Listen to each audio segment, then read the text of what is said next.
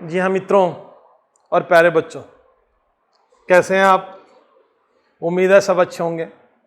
हम अपने इस राजस्थान की भाषा, बोली और साहित्य इस विषय पर कल चर्चा कर रहे थे। चर्चा के दौरान हमने आपके साथ ये साझा किया कि भौगोलिक दृष्टि से मरु क्षेत्र, मरुवाणी, मरु भाषा बोले जाने वाले क्षेत्र की हमने कुछ व्याख्या की और भाषाओं की साम्यता के आधार पर इस क्षेत्र में बोली जाने वाली भाषा को आधार मानकर इसे मारवाड़ी भाषा का नाम दिया गया। इसे राजस्थानी के रूप में आगे चलकर मान्यता दी गई।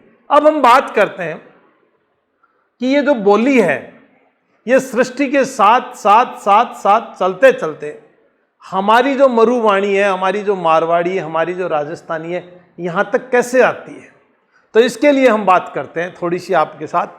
तो सबसे पहले जो भाषा थी देवताओं की और ऋषियों की, जिस भाषा को क्या बोलते हैं हम लोग? आर्य भाषा। कौन सी भाषा? आर्य भाषा। इस आर्य भाषा से निकल के आई वैदिक संस्कृत। आर्य भाषा से क्या निकल के आई? वैदिक संस्कृत, जिसमें वेदों की रचना हुई है, जिसमें स्मृतियां लिखी गई हैं, जिसमें पुराण लिखे गए हैं, जिसमें बहुत से ऐसे ग्रंथ लिखे गए हैं जिनकी बात हम करते हैं। उसके बाद में भाषा आती है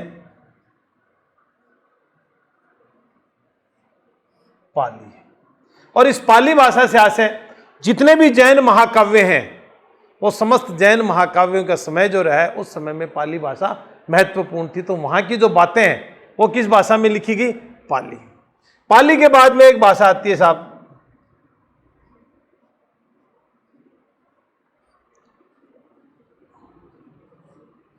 सौरसेनी।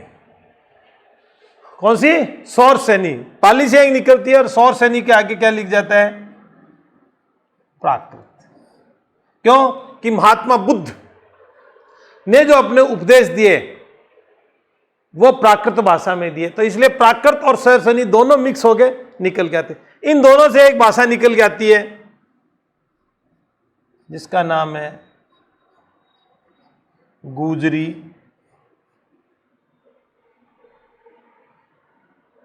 अपभ्रंश।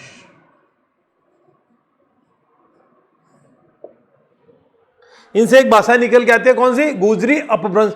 गुजरी का मतलब जो कल मैंने आपको बताया था कि गुजर जाति जो है वो खाना बदोश एक स्थान से दूसरे स्थान, दूसरे स्थान से तीसरे स्थान। क्यों? कि पशुपालन का ही इनका मुख्य व्यवसाय था, और पशुओं की आवश्यकता जो चारा है, चारे की जो प्रचुरता जहां जिस स्थान पे होती है, उस स्थान पर ही ये लोग अपने पशुओं के साथ, अपने कबीलों के साथ यायावर रूप में घूमते रहते थे।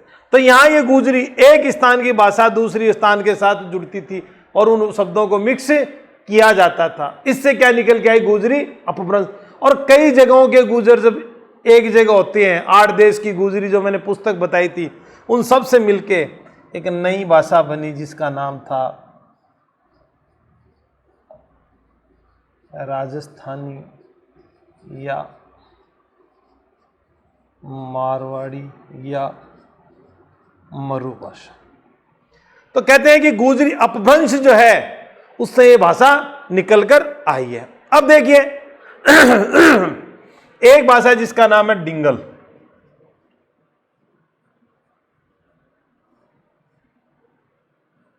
और एक जिसका नाम है पिंगल। अब डिंगल की बात जब करते हैं कि डिंगल भाषा में जितना भी साहित्य लिखा गया है वो वीर रस का साहित्य लिखा गया है। जितना भी साहित्य लिखा गया है वो वीर रस का साहित्य लिखा गया है। और कहते हैं कि भगवान शिव का जो डमरू है वो प्रतीक है वीरता का, रौद्र का। और कहते हैं जब डमरू डम डम डम बजता है, तब कवि जब कविता करता है तो उसके गले से एक आवाज आती है, dim dim dim dim dim dim dim. और उस आवाज के साथ जो वीर रस का साहित्य लिखता है, इसीलिए कहते हैं कि वो भाषा क्या हो गई? डिंगल हो गई। लेकिन यह सिर्फ कपोल कल्पना मात्र हो सकती है, लेकिन इस पर तथ्यों की दृष्टि से हम प्रकाश डालें तो एक जगह आता है कि डिंगल, डींग धन गल गल का मतलब होता है बातचीत करना, डींग का मतलब ऊंचे स्वर में डींग हाँकना, तो कहते हैं उससे भी डिंगल शब्द निकल के आया है। तो यहां हम बात करेंगे अब कि डिंगल जो है इससे एक भाषा बन के आई जिसका नाम है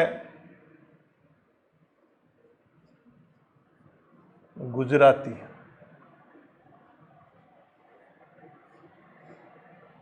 और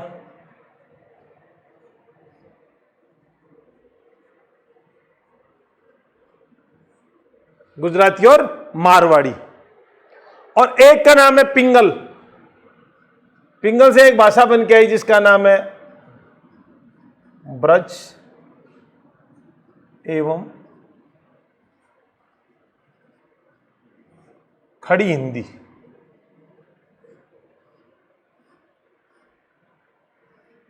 खड़ी हिंदी का मतलब सीधा, जिसमें सम्मान सूचक शब्द नहीं होता। तुम क्या कर रहे हो, आप क्या कर रहे हो, आप नहीं बोलते तू तड़ाके में उसकी बात की जाती है, तुम क्या कर रहे हो, क्या कर रहे हो, क्या कर रहे हो। तो ये जो ब्रज का जिसमें निष्पुट आता है बोल दी जाती है हिंदी है, लेकिन उसका जो एक्सेंट है, उसकी जो टोन है, उसका जो बोलने का तरीका है, तो ब्रज जो अलवर भरतपुर और ब्रज क्षेत्र ब्रज मंडल में बोली जाने वाली भाषा थी, उसी के साथ एक भाषा और निकल के आई जिसका नाम था हिंदी। तो इतनी जब बातें होने के बाद आर्य भाषा निकल के आई, आर्य भाषा से वैदिक संस्कृत आई, वैदिक संस्कृत से पाली आई, पाली से सौर यानी प्राकृत आई, प्राकृत से गुजरी अपभ्रंश आई, 8 देश की गुजरी। कल मैंने आपको एक पुस्तक बताई थी, उसमें भाषाएं बताई थी, सब मिक्सअप, सबका ये सम्मिलित रूप। फिर राजस्थानी, मारवाड़ी, मरु, गुजरी अपभ्रंश से ये निकल के आई। अब ये तो थी अपनी बातें प्राचीन या पौराणिक ग्रंथों के हिसाब से, और यहां डिंगल से गुजराती और मारवाड़ी निकल के आई है, पिंगल से ब्रज एवं खड़ी हिंदी का विकास हुआ है। अब देखिए विभिन्न विद्वानों के जो मत हैं, उन मतों के ऊपर अपन बात करेंगे तो ये चीज स्पष्ट होती है कि एक नाम आता है पंडित रामकरण आसोपा। पंडित रामकरण आसोपा,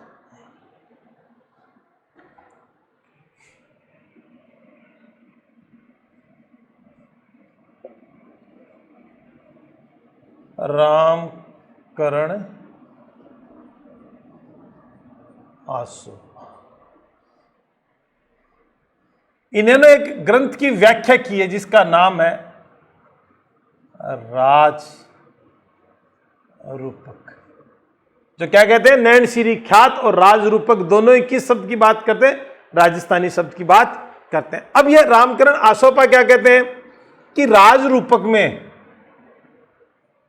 भाषा कौन सी है, डिंगल, और डिंगल को ही क्या मानते हैं, डिंगल को ही मारवाड़ी भाषा मानते हैं सर।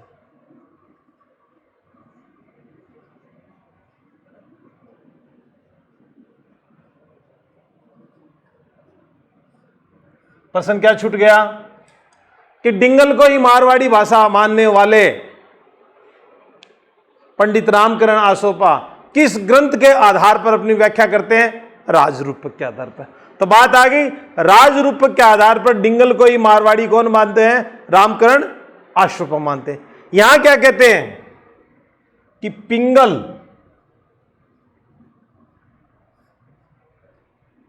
पद्य की शैली है,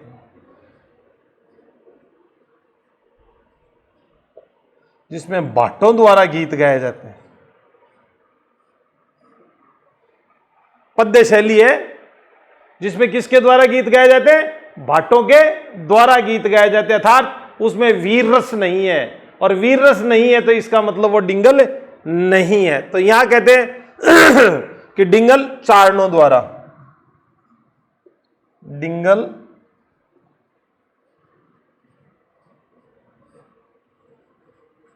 चारण कवियों द्वारा वीर रस से परिपूर्ण।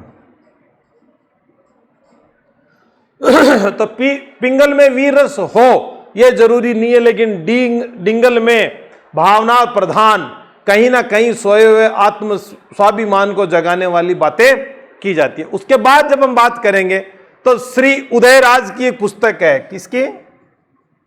श्री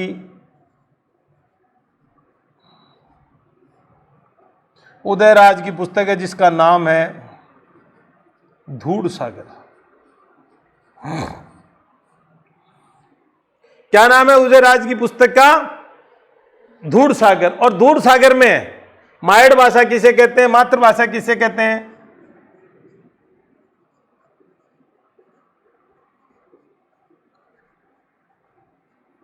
मारवाड़ी को कहते हैं। श्री उदयराज अपने ग्रंथ धूड़ सागर में अपनी मातृभाषा किसे कहते हैं? मारवाड़ी को कहते हैं। अब देखो, मुंशी देवी प्रसाद, क्या नाम?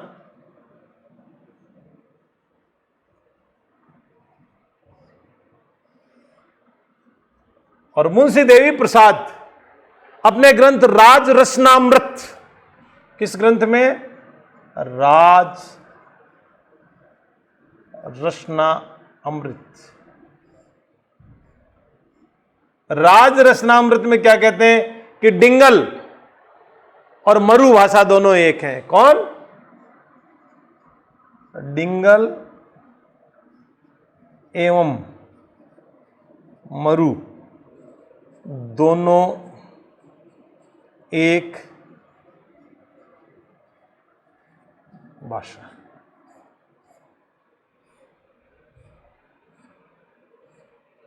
डिंगल एवं मरु दोनों एक भाषा है। कौन कहते हैं? मुंशी देवी प्रसाद। किसमें कहते हैं? अपने ग्रंथ राज रसनामृत में कहते हैं कि डिंगल एवं मरु दोनों एक भाषा है। अब जैसलमेर प्रकरण में सूर्यकिरण शास्त्री भी यही कहते हैं।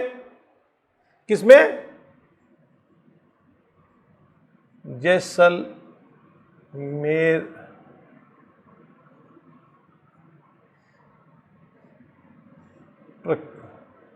जैसलमेर प्रकरण में सूर्य चंद्र शास्त्री क्या कहते हैं? डिंगल मारू या मरुवाणी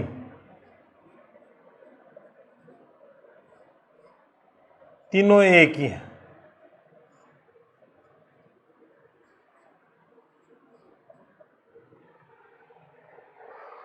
सूर्यकांत शास्त्री कहते हैं कि मारू, डिंगल और मरुवाणी तीनों क्या है? एक ही हैं। तो तीनों की एक जब बात करते हैं, फिर अब बात करते हैं डॉक्टर सुनीति चटर्जी। और सुनीति चटर्जी क्या कहते हैं? डॉक्टर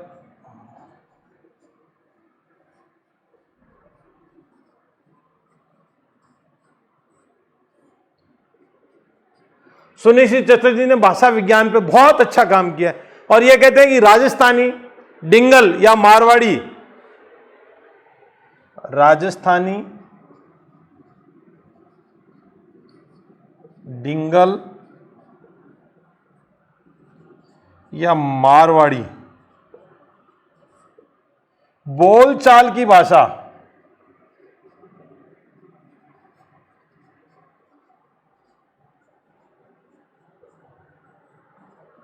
कहते हैं कि राजस्थानी डिंगल या मारवाड़ी बोलचाल की भाषा में तो एक है, परंतु साहित्य जो है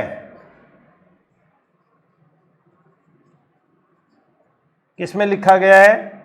डिंगल में लिखा गया। साहित्य किसमें लिखा गया? डिंगल में लिखा गया है। अर्थात सुनीति चटर्जी के अनुसार राजस्थानी डिंगल या मारवाड़ी भाषा एक है, परंतु बोलचाल की भाषा में एक होने के कारण इनका जो साहित्य है, शास्त्रों की जो रचना है, वो किस में हुई है? डिंगल भाषा में हुई है। तो फिर एक बार देख लेते हैं। पंडित रामकरण आसोपा राजरूपक की व्याख्या में कहते हैं डिंगल को ही मारवाड़ी भाषा मानते हैं। पिंगल पद्य शैली है जो भाटों द्वारा गाई जाती है। डिंगल चारण कवियों द्वारा वीर रस से परिपूर्ण है। श्री उदयराज अपने ग्रंथ धूड़ सागर में मातृभाषा किसको मानते हैं? मारवाड़ी को मानते हैं। और मुंशी देवी प्रसाद राज रसनामृत में ये कहते हैं कि डिंगल एवं मरु दोनों भाषाएं एक हैं। दोनों भाषा क्या है? एक है। और जैसलमेर प्रकरण में सूर्य चंद्र शास्त्री ये कहते हैं कि डिंगल, मरु और मरुवाणी तीनों एक ही हैं। और सुनीति चटर्जी वो ये लिखते हैं कि राजस्थानी, डिंगल या मारवाड़ी बोलचाल की भाषा में तीनों एक है, परंतु साहित्य जो है वो किस में लिखा गया है? डिंगल भाषा में लिखा गया है। अब उसके बाद हम बात करते हैं जगदीश सिंह गहलोत।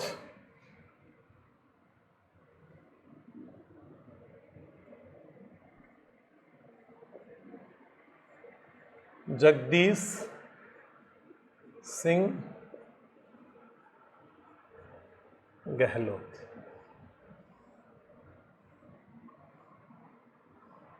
क्या कहते हैं? राजस्थानी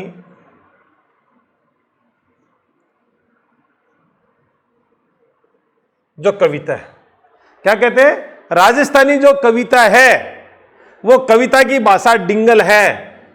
कविता की भाषा क्या है? डिंगल है।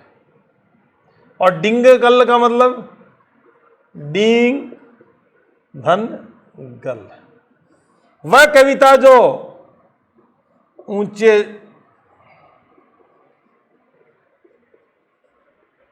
गाई जाए, जो जोश उत्पन्न करे, जो ओज को उत्पन्न करे, जो प्रेरणा उत्पन्न करे, दुश्मन के छक्के छुड़ाने के लिए अपने आश्रयदाता की प्रशंसा में गाए उन गीतों पर उन्हें मोटिवेट करे, उन्हें प्रेरणा दे, उन्हें उत्प्रेरित करे और शत्रु पर विजय प्राप्त करने के लिए उसमें जान झोंके, उनमें सांस फूके।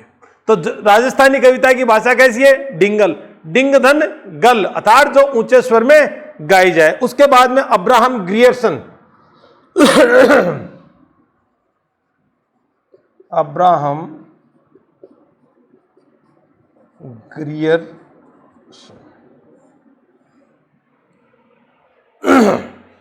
तो देखो, अब्राहम ग्रियर्सन जो जिस बात को कहते हैं उस बात की हम व्याख्या करें तो कहते हैं कि अपभ्रंश नागर,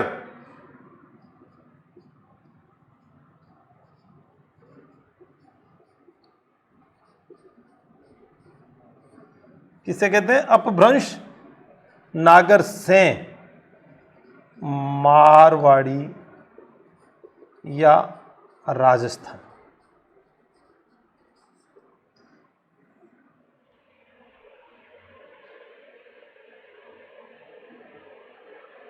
लिंग्विस्टिक सर्वे ऑफ इंडिया, इनकी पुस्तक क्या है? Linguistic survey of India.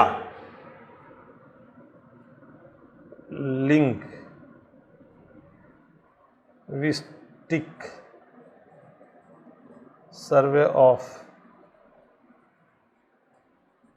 India 1913 की पुस्तक है। लिंग्विस्टिक सर्वे ऑफ इंडिया में उन्होंने क्या कहा है कि अपभ्रंश नागर से किसकी रचना हुई है? जनरेट हुई है किससे? इसकी भाषा की उत्पत्ति हुई है अपभ्रंश नागर से, मारवाड़ी या राजस्थानी की। और राजस्थानी या मरु प्रदेश की भाषा की जो उत्पत्ति है वो निम्नानुसार प्रकार होती है। अब देखिए आगे, ये जो मारू भाषा या जो डिंगल है, जो राजस्थानी है, जो मारवाड़ी है, जिसकी भी हम बात करते हैं, उसके साहित्य जो लिखे गए हैं, उसका जो साहित्य लिखने का जो तरीका है, उसमें सबसे पहले कौन आ जाते हैं? जब पाली जैन कवियों के द्वारा खूब साहित्य लिखा गया है। पश्चिमी राजस्थान का कल्पवृक्ष जिनभद्र सूरी, जिनसूरी, बहुत से ऐसे विद्वान हैं जिन्होंने काफी जैन साहित्य के ऊपर लिखा है और उनकी भाषा यही रही। उसके बाद में आते हैं चारण साहित्य, चारण के बाद में आता है संत साहित्य और संतों के बाद में आता है लोक। अब लोक साहित्य की बात करें तो इस समय की वो घटनाएं, वो प्रेरणास्पद कहानियां जिन्हें काल्पनिक पात्रों को इकट्ठा करके या काल्पनिक पात्रों को बनाकर लोगों के समक्ष सारगर्भित बातों के साथ जिस साहित्य के माध्यम से वो बातें रखी जाती, जैसे ढोला मारू, दूसरा जेठवा उजली, तीसरा रामूचन्ना, चौथा ये आपका नागमती, पांचवा कृष्ण रुक्मणी। तो ये जो कथनाएं हैं ये कहते हैं कि हमेशा सच्चाई पर कोई आंच नहीं आती और बुराई पर हमेशा सच्चाई की विजय होती है। इन बातों का आप जिक्र जैन, चारण, संत और लोक साहित्य में अब आगे के अध्याय में करेंगे।